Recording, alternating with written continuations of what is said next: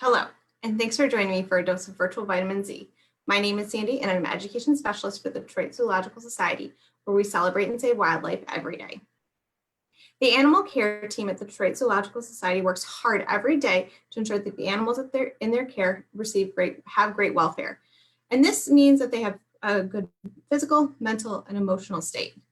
This also means when we think about physical, we're thinking about like how their heart sounds, if their heart is working okay, and also if their teeth look okay. So one of the things that the animal care team works on is building behaviors through positive reinforcement training. Positive reinforcement training is when an animal builds behaviors and trust between the animal care team and the animal. And this helps the animal to participate in its own care. So today we're going to look at how the animal care team looks at the animal's teeth and make sure that everything looks okay and see how they do this. Let's take a look.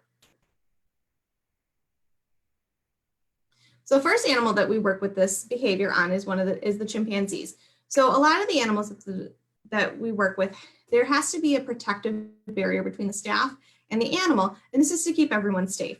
So this protective barrier allows the animal care team to work through this barrier to make sure that the animal can do these behaviors. So the animal care team will work with the chimpanzees to get close to the mesh and ask the chimpanzees to open their mouth. And so they'll open their mouth, and this allows the care team to get a good look, see if there's anything that looks loose, maybe if there's something stuck in there. Those are all things that they're looking at. And by the chimpanzee cooperating and participating in this, they're doing this in a way that allows them to not be stressed out. Other animals we work on this behavior with are tigers and lions. So again, there's a protective barrier between the animal and the animal care team. The animal care team asks the animal to open its mouth, and the animal care team can get a good look in there, make sure there's no tartar buildup starting to get in there. And that helps make sure that the animal's feeling good. And that's really important because that's part of that physical well-being that we're concerned about. Other animals who participate in similar training like this are the grizzly bears and the polar bears. Again, there's a protective barrier between the animal and their care team. And this allows the animal care team to get a good look and make sure there's nothing weird going on, make sure there's no weird smell too, because those can be indications that we need to take a closer look and get an idea of what's going on. Another animal, and you can actually see in this picture here, the seals, we actually are able to be a little closer with the seals, and the animal care team asks the seal to open its mouth. And this, you can see that the animal care team can get a really good look at those teeth back there. And this is not just like a little lot open, this is a lot open. So that's kind of neat too. If you have a companion animal at home, you can do this similar training with them at home as well. And this allows you to do the similar thing by being able to check out their teeth and make sure everything looks okay, and also being able to brush their teeth. That's something I didn't talk about with the animals in the pictures before, but that is something that we work on with the animals that live at the zoo. We want to make sure that we can brush their teeth to help ensure that they have good health, dental health, which does affect their overall physical health as well. So if we're working with your companion animals at home, you're going to need a clicker and some treats, and we're going to use some vocabulary: mark, cue, capture. I'm sorry, mark, capture, and shape. And so the words mark means to use a sound to identify a specific moment in time that you're rewarding for. The sound is a promise of food is coming. Capture means to mark a behavior that an animal already does. And shape is to reward a series of behaviors that will lead an animal to behavior that we're looking for. Now, if you've watched these before, you've met my companion animals. Today, we're going to focus on Abby. Abby is 7 years old. And when I started doing these husbandry training videos, I started thinking about things that Abby could do that we don't do at home already, that the animal care team works with the animals at the zoo on. And so I started working on this behavior with Abby at home. And she goes to training, and I work with a professional trainer to build some of these behaviors. And her training team also started working on this with her as well. And so we share videos back and forth.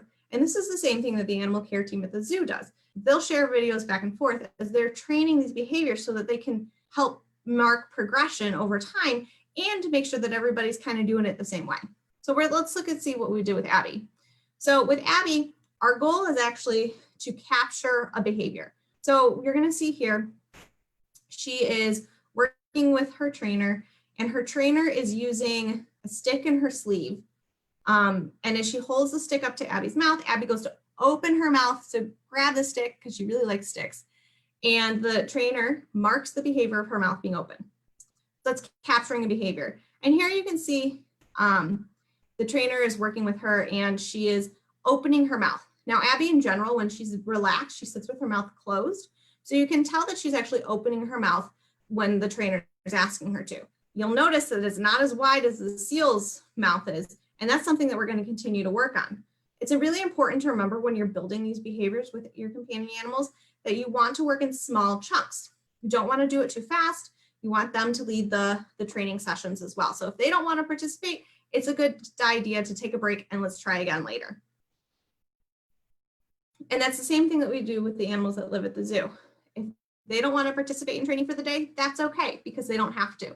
They can take a break and they can try again later. So Abby right now doesn't have this behavior fully, and that's okay. We're working on it. It's only been about 7 weeks. And this is a behavior that's not normal. So it's going to take a little longer to practice to get her mouth open wider. And that's something important to remember too, is that the animal care team have to work on these behaviors day after day after day to build these behaviors to be able to get the animals comfortable with what needs to happen. Doing this activity with your companion animal builds critical thinking skills for you, forward planning, and patience. Critical thinking because you have to think it through. So my trainers and I had to have lots of conversations about how can we build this behavior with her and how can we, what kind of steps do we need to take? Okay, maybe we need to take a step back. Forward planning, I need to think about, this is a behavior I've not taught my companion animals before, but you know what? It would be really helpful for me to ask them to open their mouth so I could get a good look in there and see if anything's stuck in there, if there's tartar buildup starting.